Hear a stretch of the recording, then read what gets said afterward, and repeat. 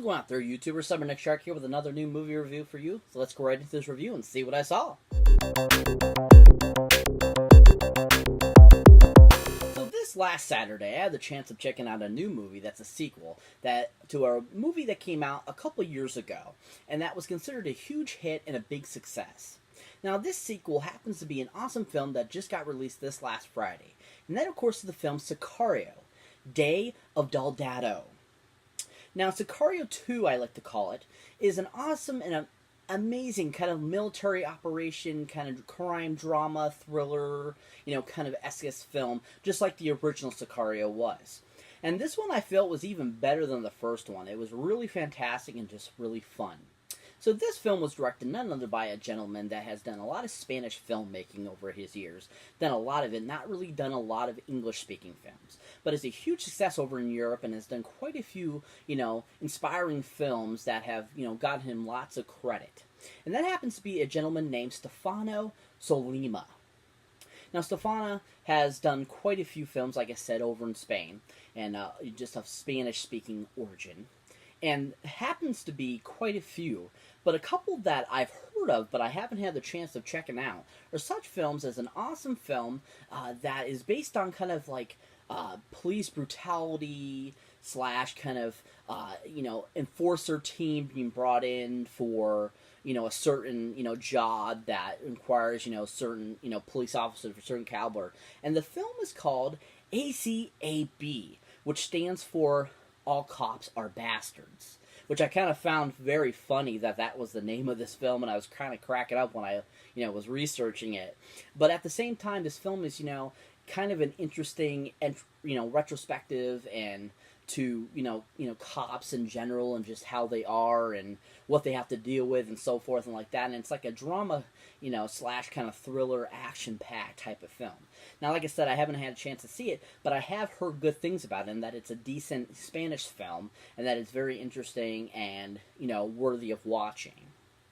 Now, another film that he directed, and another one I haven't had a chance to see, is a film that is considered kind of like a neo-noir kind of crime drama thriller type film.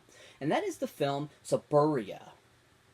Now, like I said, I don't know much about this film, just that it's like a neo-noir, crime drama thriller. But that it's another one that I've heard that's had really good success. It's a great, Spanish and foreign language type of film, and that it's just a really interesting and really shows the talents of Stefano and how good of a director he is. Now, when it comes to Sicario 2, I think he did a really fantastic job. I think he did a lot better than the first guy that directed the first one, Denis Villeneuve, and he gave us a really action-packed film. No dead spots, nothing of that sort. It was just like fantastic action, one thing after another, with a great storyline and just really well directed. The action sequences were really good, and I thought the performances all overall were a lot better than the first film. So this awesome sequel has a couple people coming back from the original film, and also a couple newcomers that came into this film that, were, newbies and, added to this awesome cast. Now, to start off this awesome cast, we have none other than the awesome man himself from Goonies, Mr. Josh Brolin.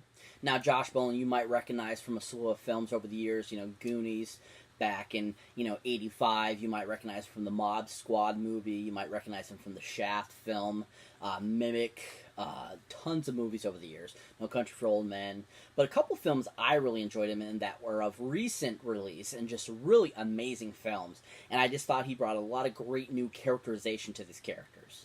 One of those films happens to be the awesome Marvel film that has, gotten the biggest opening of all time, that is considered one of the greatest, new accomplishments in Marvel's history, and just bringing 10 years of awesome Marvelness to kind of like a conclusion. And that, of course, is the film Marvel's Avengers Infinity War. Oh, yeah. So in Marvel's Infinity War, Mr. Brolin plays Mr. Thanos in this film, if you did not know that already. But anyways, I thought that Brolin brought a great presence to the awesome Thanos in this film. I mean, he just was really intense. His facial expressions that they captured with the motion capture was just perfect. Made it seem so realistic and just so amazing, and gave Thanos kind of more of a, lifelike vibe. It gave him more like a realness. And I thought Brolin just brought a really great presence to Thanos and gave us a great new character and, a new image of Thanos. And I thought he did a really good job with that role. Another great film that Brolin was in, and that I think he's fantastic in, and that he brought a new characterization to an awesome character we have never seen on the big screen. And that is also for another Marvel's character film. And that, of course, is the awesome film Deadpool 2. Oh yeah! So Deadpool 2, Mr. Brolin plays the awesome and amazing Cable. So this is the first time seeing Cable on the big screen, and I thought that Brolin did a good job of bringing him to life. Even though he didn't fit the exact build of what Cable is in the comic books, he still had that presence of Cable and what his character was like, and I thought he did a good job of that. And I thought he looked really ripped and awesome in the film, too. I mean, he was, buff as hell, and, just did a really good job of being, this macho man, guy from the future trying to save the world and stuff like that. And I thought he did a really good job with that. Really intense, really well done, and just a really good, first interpretation of the awesome Cable from the Marvel comic books. When it comes to the awesome Sicario, Day of Soldado, I thought Brolin once again brought great character and great, acting ability to his character again from the first Sicario. I thought that seeing him a little more in this film, giving him more screen time, was really awesome. I thought that he once again brought that same great flavor to that character and just was an awesome character. I thought that his lines and his, basically his character interpretation in this film was just fantastic. And I thought that he brought a lot new flavor to his character and kind of gave him a little bit more, meaning to the character, gave him more, presence, more he had more emotions to him versus the first film, and I thought that Brolin did a really good job with that and made the film very entertaining and enjoyable again, and just making a great sequel. We also have returning from the first film is the awesome actor who has been in a ton of films over the years, just an amazing chameleon, such an amazing actor, and just really amazing in every type of genre you can think of. And that, of course, is Mr. Benicio del Toro. Now, Benicio del Toro once again returns as the same character from the first film, who is a Sicario, and is just really awesome and amazing in this film. Now, a couple films I really enjoyed him in and thought he was fantastic in were none other than the awesome latest edition of the awesome Star Wars franchise. And that, of course, is the awesome Star Wars film, Star Wars: The Last Jedi. Oh, yeah. Now, I know a lot of people don't like Last Jedi, but I think it's one of the best in the, film series. I think it's, as good as Empire Strikes Back. It's just a really amazing film that Rian Johnson directed so beautifully. And I loved Benicio del Toro's character in the film. I loved that he had kind of that, stutter thing going on with his character, and just how his character was. He was very kind of laid back and, oh, you doing this? Oh, you need to get here? Just how his character was portrayed was super hilarious, and he just did such an amazing job. And just kind of how he, after he unlocks the door of the cage, and he's just you're just how did he do that? He was just, so freaking funny. And then when he ever talk, and he kind of, be yeah, so I went this way, and then I went that way. It was just really hilarious, and I thought he did such a great job of bringing that to life and giving us a whole new character to enjoy and love of his that, just was amazing again. Just really well done and fun. Another great film that Benicio del Toro was in was an awesome 1995 film that was just a really awesome Hunter S. Thompson adaptation into a film with the awesome Johnny Depp. And that, of course, is the awesome film Fear and Loathing in Las Vegas. Now, if you have not seen this movie is a trip of a movie. Especially if you're, into, psychedelicness and stuff like that. This film is for you. Because it really is all about people being on drugs and stuff like that. And just kind of being really out there. And this movie was so intense and fun that you just couldn't get enough of it. Because it was so out there and bizarre. But, the awesome Benicio del Toro plays the character in it so awesomely and fun. And just was so intense and original and hilarious. And he just was so entertaining in the film that you couldn't take your eyes off of him because he just was so stinking funny. Really great role, really great film too as well. And Benicio just did a really good job with the film. Now, when it comes to Sicario 2, people, Benicio del Toro once again does a great performance. He was really awesome again as the same character. You got to see a little bit more emotion, a lot more kind of interesting facts about his character in this one. You get to know a little bit more about why he is the way he is. Even though they kind of touched on it in the first one, but at the same time, you kind of get a refresher course in this one. And just how talented he is in the film. And how he brings to life this Sicario character and just makes it such a great, intense performance. And he blended and worked so well with everyone and made a really entertaining film. I mean, one of the best scenes, I feel, is when he's talking in sign language to this guy that's deaf. And just the emotion on his face was so amazing and just so realistic. And you felt his performance there. And he did such an amazing job. Benicio del Toro is probably one of the best, actors out there ever, and just so amazing. It was such a great pleasure to see him again in this film and have him part of this film.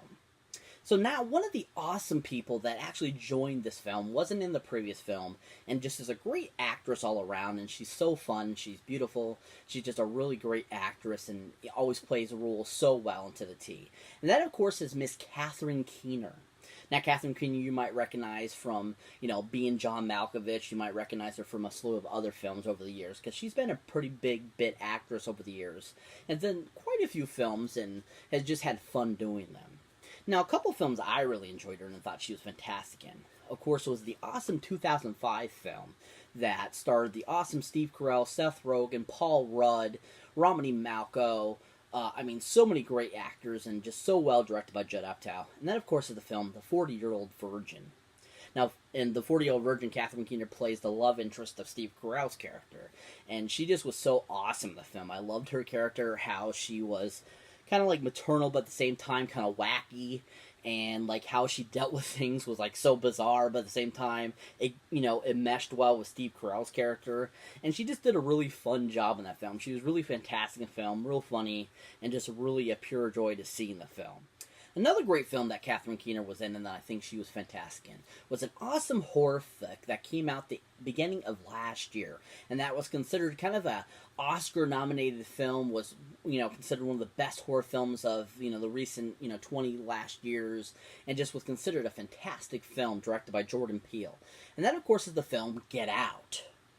Now, Get Out is an awesome, like I said, horror film directed by Jordan Peele, and just, a new original type of horror film that was just so intense and fun. And the awesome Catherine Keener was in it, playing kind of one of the bad guy characters in the film, and I think she was so fantastic and so evil in it. And she just did a really good job. Because actually it had been quite a few years since I saw her or anything, and it was fun seeing her in something else. And, just seeing her kind of bring that great acting bravado back. And she just was so intense in it and so fun, and just brought a lot of great, characterization to this character. And it was nice seeing her kind of in like more of a serious, horror type of role, and kind of being so evil and sadistic. That was really awesome seeing, versus seeing her in like The 40-Year-Old Virgin and being John Malkovich. And I just thought she was really good and intense in it, and was just a really great performance. Now, her performance in Sicario wasn't super huge. She had a few scenes, and they were very good. I mean, they were to the point. She played the character she was supposed to play, and she did a decent job. She didn't lack anything in the role, and she wasn't like, burden in the film. She was a great addition to the family, and just made a really interesting, character, and, added to the awesome bravado of Benicio del Toro and Josh Brolin already, and just was a great performance by her again. Really well done, and Catherine Keener rocks. To round out this awesome cast, we have another guy that is returning from the first film that was just a great asset to the first film. And that is none other than Mr. Burn Notice himself, Jeffrey Donovan. Now, Jeffrey Donovan you might recognize from the show Burn Notice that was on USA for many years. You might recognize him for a slew of TV appearances and other, small parts in different movies. Now, a couple movies that I really enjoyed that he was in. One was an awesome 2004 film with the great Will Smith and Eva Mendes. And that, of course, is the film Hitch. Now, Hitch, he plays kind of a womanizing, dickhead type of character. And I just think he was fantastic in it. I love that character. He always plays kind of those characters anyways, and he's so good at them. And it was just fun to see him kind of play, to his, strength. And he did that in Hitch. He was really funny, and he was just fun to watch because he was such, so evil and kind of a, dickhead, and it was funny. and it was, endearing kind of at the same time, because he kind of means it in a way, because he kind of likes the girl a lot, but at the same time, it's just about wanting to get with her physically, not like be with her in any other way. And Hitch is like, I don't deal that way, you know what I mean? And so just Jeffrey did such a great job of playing that character, and it was fun to see him in that film. Now, another great film that he was in that I think he was fantastic in, and that he just was really amazing as this police officer character. And that, of course, is the awesome 2008 film as well, that the awesome Clint Eastwood directed and the beautiful Angelina Jolie starred in. And that, of course, is the film Changeling. Now, if you're not familiar with what Changeling is about, it's actually based on a 100% true story about this lady back in the 30s that lost her son, basically. He just disappeared. And she, unlike that time, a lot of women didn't do anything. They just listened to police, didn't do anything, and tried to find their children. But she was different. She tried to search for her son. She tried everything to get the police to help her search more, even though they didn't come up with anything, after a few days. It was a really great film, so well directed and so amazing. And, Jeffrey's character in the film was really good and intense. Played the character to the T. He was really enjoyable in it, and he really accompanied everyone that was involved with the film very well. And even, his interaction with Angelina in the film was really good and very, fact-based. And I thought it was really fantastic how well they did this film and how good Jeffrey was in it. And I was really impressed by his character and really enjoyed his performance in the film. Now, when it comes to his performance in the awesome Sicario Day of Soldado, he was awesome again. I really liked this character. I really enjoyed it. I thought he played it to the team, was really fantastic in it. It wasn't a huge part again, just like in the first one, it wasn't a huge part. But at the same time, even his, small part in the film was really awesome because he was in a part of the action. And, like, he was, got shot and, he has to do some, traumatic acting and stuff like that, and I just thought he did a really good job. He played that perfect character once again. It was just really enjoyable in the film. And he made the whole cast, added to it and made it really more enjoyable having him, included in that cast. Really great performance by him and really enjoyable. So if you're not familiar with what the second Sicario is about, basically this one kind of takes up, shortly after the first film, takes place. And basically, this time around, they're having to deal with a whole new threat. And basically, the movie starts out with some suicide bombers, going to various places and blowing things up.